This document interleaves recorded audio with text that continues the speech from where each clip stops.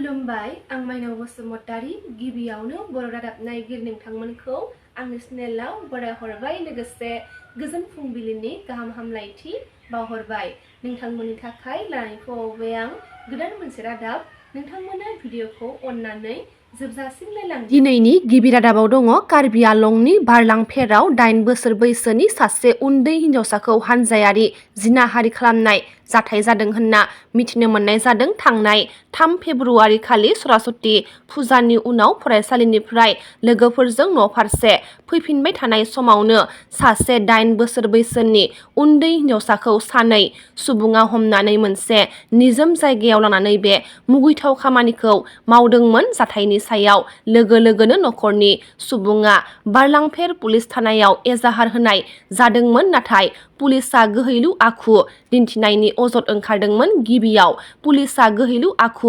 लादोंमोनब्लाबो उनाव आदिबासि फरायसा आफादनि नारसिननायाव पुलिस सामलायगिरि बिथोनाव सानै दायनिगिरिखौ खादोंमोन। बे जाथायनि उनाव आदिबासि फरायसा आफादआ बोलि जानांनाय फरायसा आरो नखरनो थार बिजिरनाय आरो दायनिगिरिखौ आयेन बायदियै साजा होनो दाबि दैखांनायखौ नुनो मोननाय जादों। बोलि जानांनाय हिनजावसाखौ दिपु मेडिकेल कलेज आरो हस्पिटेलाव फाहामथाय होगासिनो दङ होननानै मिथिनो मोननाय जादों। मख'नो गोनांदि पुलिसआ दायनिगिरि लाल बाबुराम आरो अजय गुरुक मुंनि दायनिगिरिखौ खाबाय होननानै कार्बि आंलंनि एसपि सन्जीब कुमार सयकेया बुंथिनायखौ नुनो मोननाय जादों। बिपिएफ दोलोआ दिनैसिमबो गोबां गोख्रोंआव दङ होननानै मोनसे खौरांगिरि मेलनि गेजेरजों बुंथिनायखौ नुनो मोननाय जादों। इउपिपिएल सोरखारा 5 बोसोर जाबाय, नाथाय सोनाब मालिगाव हिसाबै सोरनिबा नखराव सोरखारनिफ्राय माबा मोनसे आसनि मोनदों जों बेखौ नुफेराखै होननानै मोनसे खौरांगिरि मेलनि गेजेरजों बे बाथ्राखौ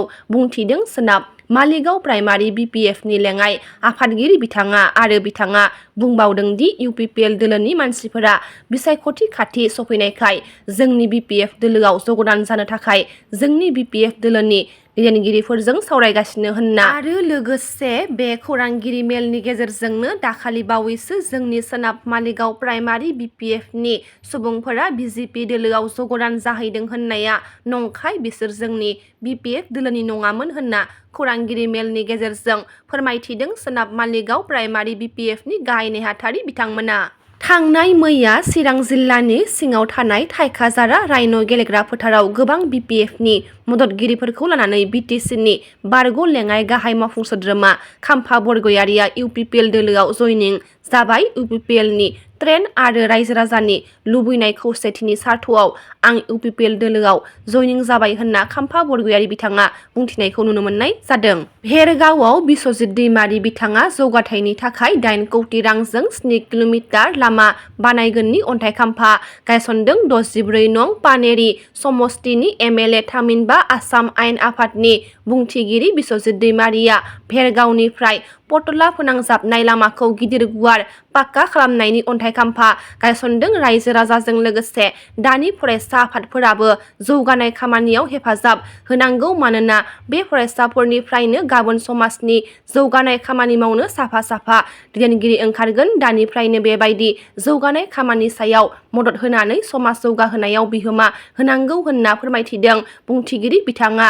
मैयानि बे पाक्का लामा फोजौनाय आरो गोदान बानायनाय बिथांखिनि गाहाय खुन्थिया गायसननाय हाबाफारिखौ बराय बिबुंथिनि गेजेरजों हामलायथि होदों बिटिआरनि इएम दावबायसा बर' बिथाङा। दिल्लीयाव 27 बोसोर उनाव भाजपाया फैफिनबाय। बिधान सभा इलेक्शनाव बिजेपिआ 48 था मासि देरहानो हाबाय होनना मिथिनो मोननाय जादों। आम आदमी पार्टीआ गासै 6 था मासि देरहानो हादों, कंग्रेसआ मोनसेबो मासि देरहानो हायाखै। मख'नो गोनांदि आम आदमी पार्टीनि दैदेनगिरि अरबिन्द केजरीवालआ गोदान दिल्ली आरो सिस'दिया मासियाव जेनबाय। 88 बिथाङा कालकाजियाव देरहासारनायखौ मिथिनो मोननाय जादों। गामि ओनसोलनि जेंना बोस्रांनायाव भिसिडिसिनि मासिगिरि आरो मावफारियाफोरा गोबां बिबान रुजुननो गोनां जायो होनना गबिन्द चन्द्र बसुमतारी बिथाङा बुंथिनायखौ नुनो मोननाय जादों। गामि जौगाखां बिफाननि हेफाजाबाव बर' बाजार जौगाखां खोन्दोनि बेंखनाव थानाय जिद' नं निसिमा 17 नं सुबाइजार आरो 18 नं मानस सेरफां बियाबनि TCLCCनि मासिगिरिनो गंफा गंफा टेब्लेट मबाइल फन गथायनाय जादों जायनि थांखिया सोरखारनि हाबा मावनाय बिथिङाव हेफाजाब होनाय गुबुन फारसेथिं ओनसोलनि जौगाखां हाबा मावनाय बिथिङाव हेफाजाब खालामनो VCDCनि मासिगिरिफोरनो गंफा गंफा टेब्लेट मबाइल फन होनायजों लोगोसे VCDC मावख'आव गोनां जानाय मुवा बेसादफोरखौ राननाय जादों। बोसोरफ्रोमबो खुंबोबाय थानाय बायदिनो देग्लायबो क'क्राझार हिनजावसा फरायसालिमाया सानथामनि हाबाफारिजों मेहेरगोनाङै खुंफुंदों 36थि गाम्बारि फोरबो फालिथाय let's educate our daughter to save our future जोंनि इयुनखौ रैखाथि होनो जोंनि फिसाजोफोरखौ सोलोंथाइ होनि मोन्थोरखौ लानानै बायदि बायदि आयदाजों 6, 7 आरो 8 फेब्रुआरि सानथामनि हाबाफारिजों खुंफुंनाय बे फोरबोआ मैया जोबथा सानमोन। मैया जोबथा सानाव माखासे स्ल'गान लानानै मोनसे हारिमुवारि सांग्रांथि हान्जा सुरदों। गाम्बारि फोरबोजों लोब्बा लाखिनानै फालिनाय बे हाबाफारियाव क'क्राझार हिनजावसा फरायसालिमानि गोरायुं डक्टर आदाराम बसुमतारी आरो फरायसा आफादनि गाहाय नेहाथारि मिलन ब्रह्म बिथांमोना बाहागो लादों। धेमाजि जिल्ला जनाय रामधनदिखारि गामि पन्चायतनि बगरिगुरि गामिनि राजकुमार बर'नि आंगो बिसि बिजुमुनि बर'आ थांनाय 3 फेब्रुआरि खालि खामानि मावनो थांनो होननानै ओंखारलांनायनिफ्राय दिनैसिम न'फारसे गिदिंना फैफिनाखै होननानै मिथिनो मोननाय जादों। मिथिनो मोननाय बायदिब्ला बिजुमुनिहा 7 फिसाजोफोर दङ। राजकुमार बर'आ न'खरनि थाखाय गावनि गथ' गथायखौ लानानै मोजां सोलोंथाइ होनो न'खरखौ नागारनानै अन्ध्र प्रदेशआव खामानि मावनो थाहैदों। नाथाय न'खरखौ सामलायनो थालांनाय बिसि बिजुमुनि बर'आ 7 फिसाजोखौ नागारनानै बहाबा सोरजोंबा दोनखारलांबाय होनना मिथिनो मोनदों। 4 बोसोर जानाय उन्दैसिन फिसाजोआ बिमाखौ नागिरनानै खाराव माराव गाबबाय बायदों। बेनिखायनो सावगारियाव नुनाय बे आइजोखौ जेरावखि थाया मानो हमनानै दोननो आरो जानबुं नाम्बार 8099959620 नाम्बाराव फोरमायहरनो खावलायदों न'खरनि सुबुंफोरा।